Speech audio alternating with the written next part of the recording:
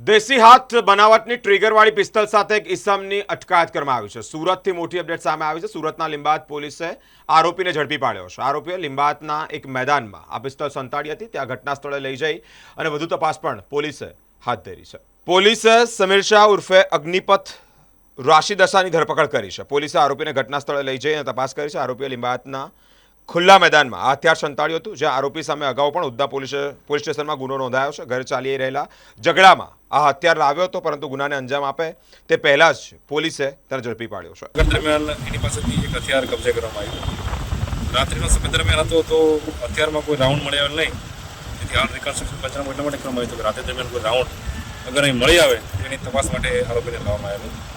આરોપીનું નામ છે સમીર શાહ રાશિદ શાહ, જે અનાજન પાટિયા બાપુનગર ગોડી ખાતેનો રહીશ છે। પ્રાથમિક પૂછપરછ દરમિયાન એવું જણાવ્યું છે કે જે આરોપીની છે પત્ની અહીંયા લીંબાયત વિસ્તારમાં રહે છે। 3 મહિના પહેલાં એના લવ મેરેજ થયેલા અને છેલ્લા 3 મહિનાથી બંને પતિ પત્ની વચ્ચે તકરાર ચાલી રહી છે, જે બાબતે અવારનવાર ઝઘડા થઈ રહ્યા છે।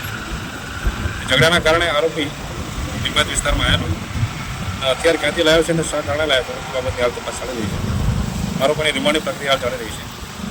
પછી આરોપીને કોર્ટની અંદર રજૂ કરવામાં આવશે અને નામદાર કોર્ટ પાસે રિમાન્ડમાં આવશે। સાહેબ, કઈ ઇતિહાસ ગુનાહિત ઇતિહાસ છે આરોપી વિરુદ્ધમાં હત્યાની કોશિશનો સલામતીમાં 2024માં ગુનો દાખલ થયો છે।